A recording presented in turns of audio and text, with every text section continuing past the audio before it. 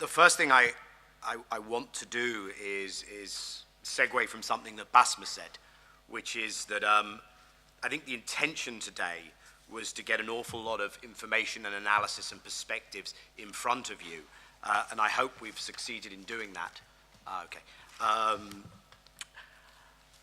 And in so doing, to have teased out perhaps some options for a way forward. And let me share with you at least what I think we might have teased out. And I want to start with several of the tensions and the dilemmas that I think have come out today. And one, of course, is how does the political and the military interact? We've heard a lot about possible political solutions, but we've also been reminded that when one side, and I think right now we're talking about the regime side, feels that it very much has the upper hand, then how does it find itself in conditions that lend themselves to creating political space and to being open to political solutions that are not simply a win for that side? I think the challenge in countering that is for us to be open in acknowledging the leverage that we have been willing to bring to bear on the regime for the last 3 years, and that is likely to continue to be the case. And I think that the search for being more honest in what a political solution is going to entail has to begin with that place. I don't think the West has done anyone any favors by its on-again, off-again flirtation with suggesting there might be really significant increased military help that could be a game changer.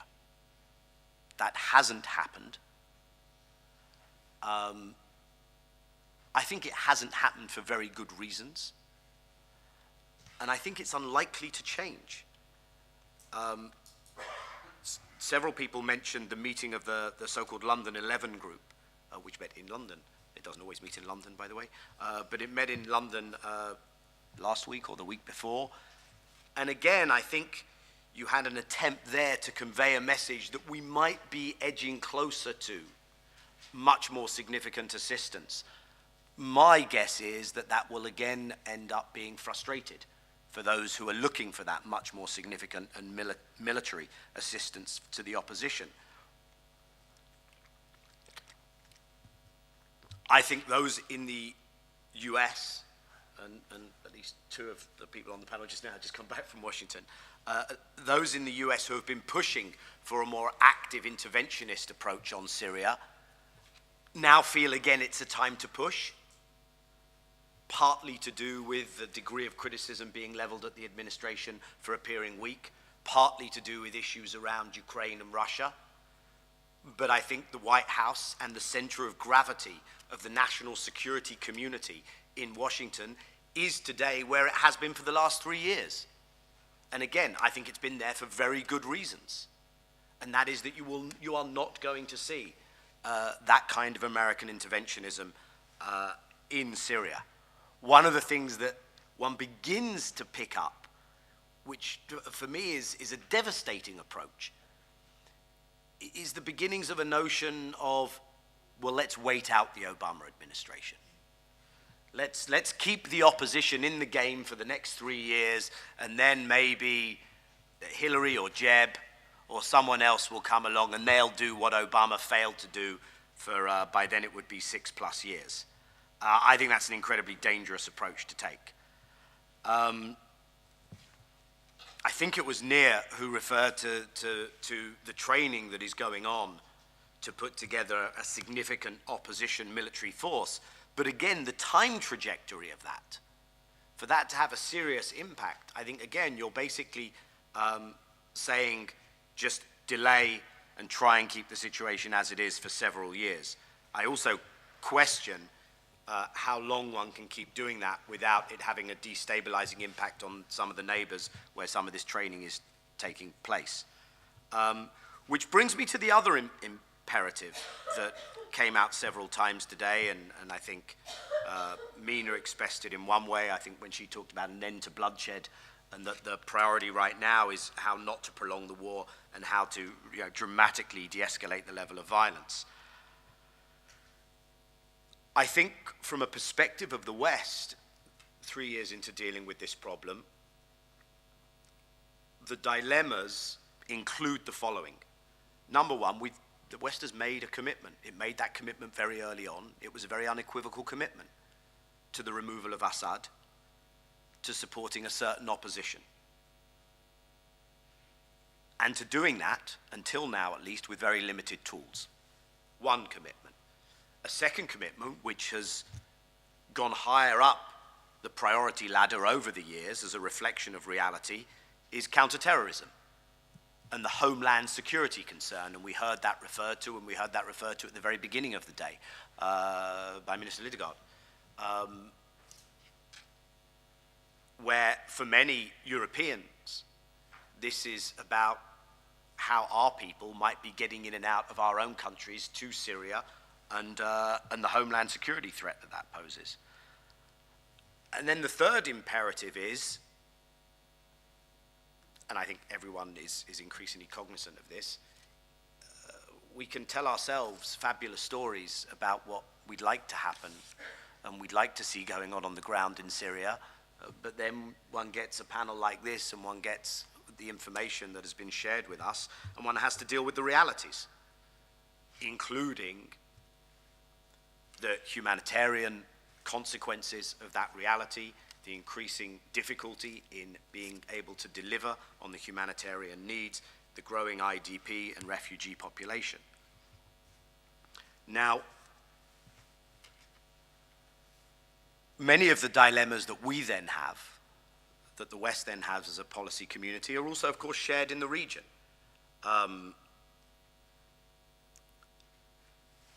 Some of this is a bit zero-sum, and I think we've heard things today, and it would be nice to be able to pretend that all of the different regional interests could be squared away. But for instance, I'll list just a couple. If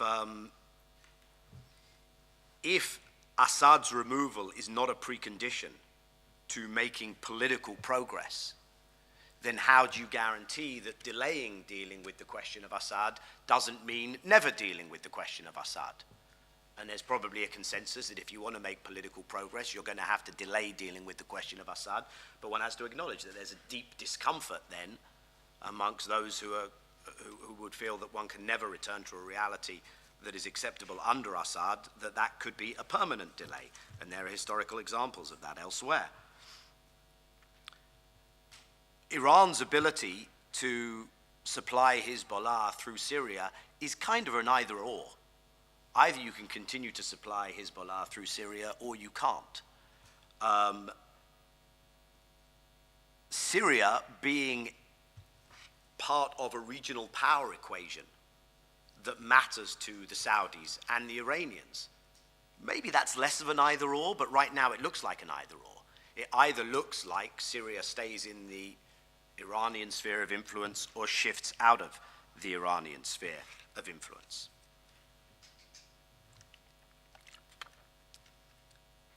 I spoke earlier about kind of how do you move away from perverse incentive structures. How do you, for instance, try and do local ceasefires without incentivizing sieges on places, if that's a way to go?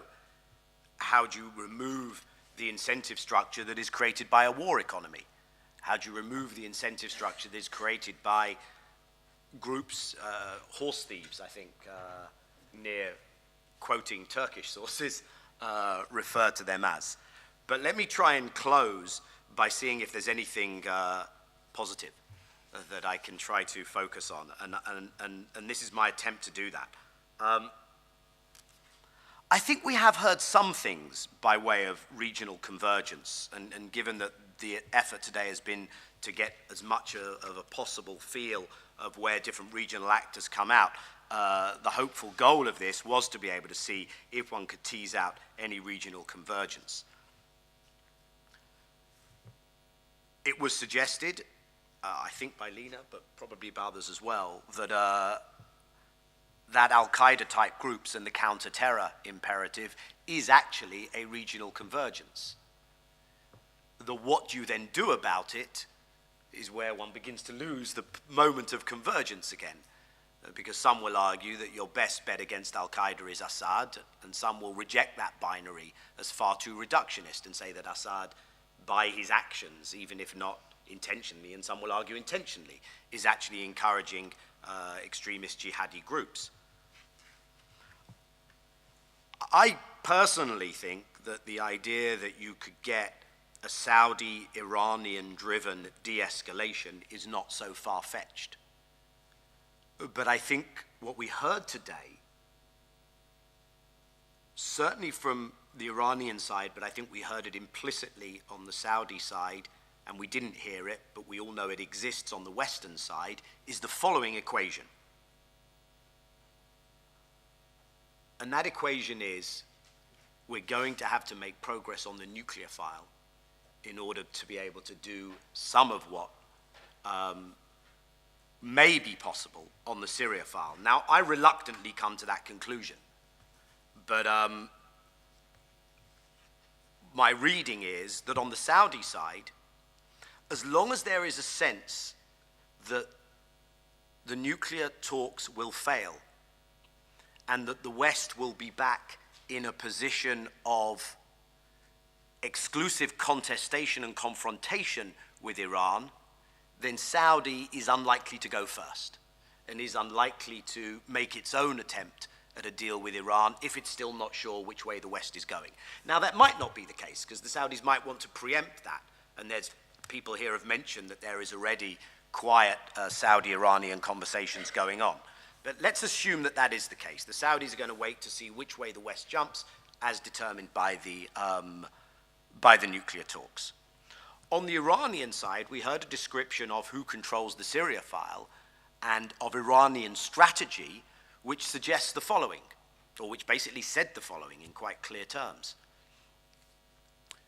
The ability to behave differently on the Syria file, move where the center of gravity of who is managing Syria and how it is being managed, will change if those who are running the nuclear negotiations in Iran are successful and can build on the nuclear negotiation success to then assert themselves on other issues, in this case, the Syria file.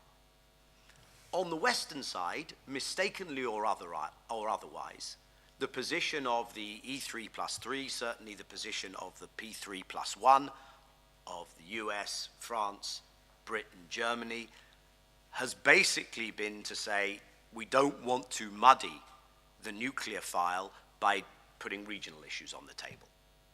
And therefore, the thing we deal with Iran first on is the nuclear file. So it seems to me that one of the takeaways is, if indeed the regional actors are going to be crucial in trying to move Syria to a different position, then we should be redoubling our efforts to get success in the nuclear negotiations because of a possible knock-on effect. I think those efforts are significant already, but I think there is more that can be done in terms of realistic expectations of what can come out of the nuclear talks, in terms of making sure that not only the Iranian side, but also the Western side deliver on what was promised in the joint plan of action.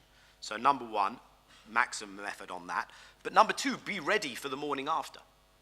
If indeed, and it's far from clear whether there will be a successful outcome to the nuclear negotiations, but if indeed one does have that, then we should be ready to move on issues like this the morning after nuclear negotiations take another positive step forward.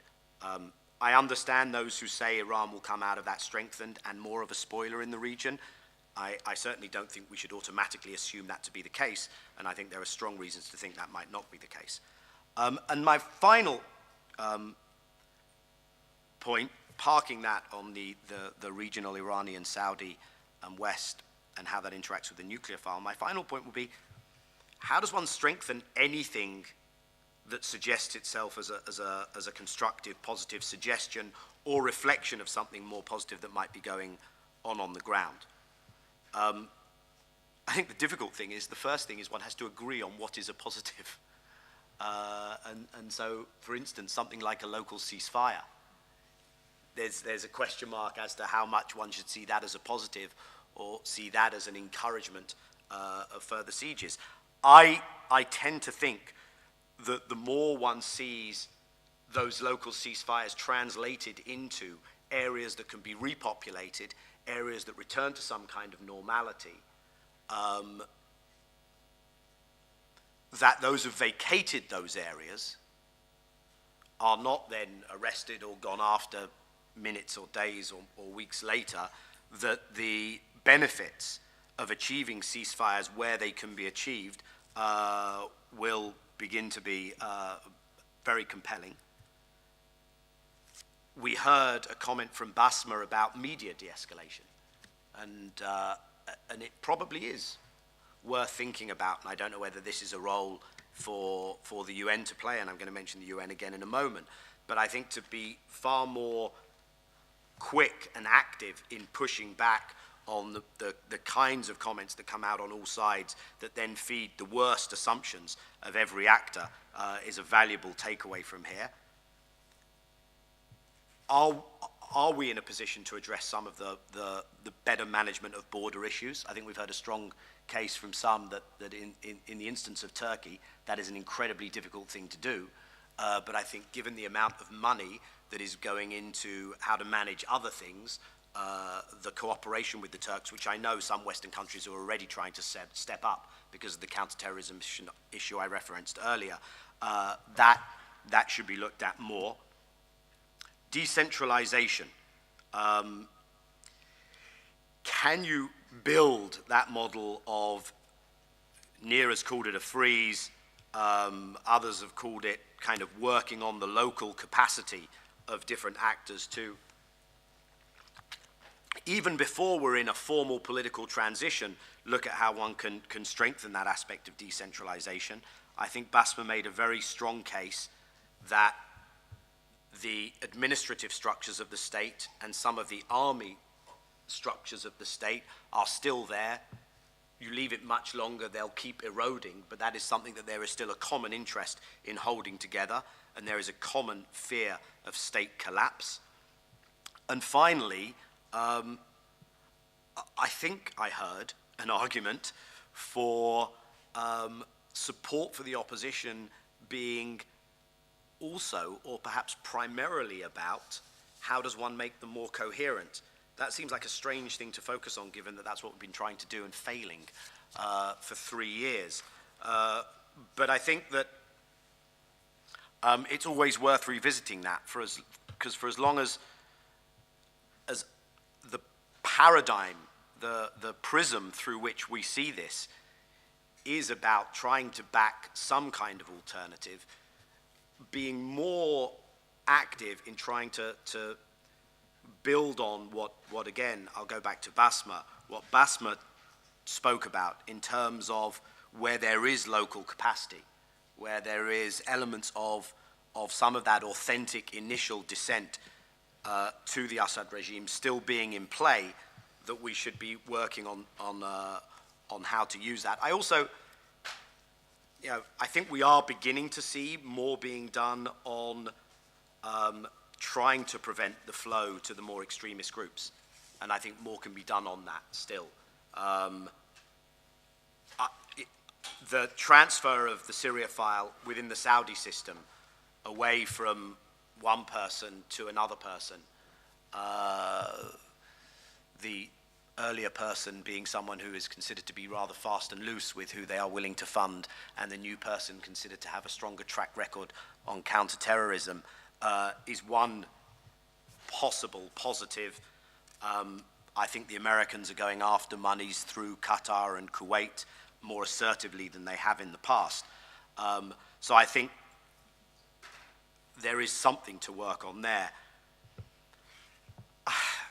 I'll close by saying this. I think the hardest thing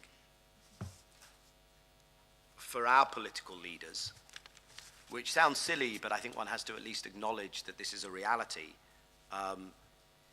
will be to find a new language and narrative.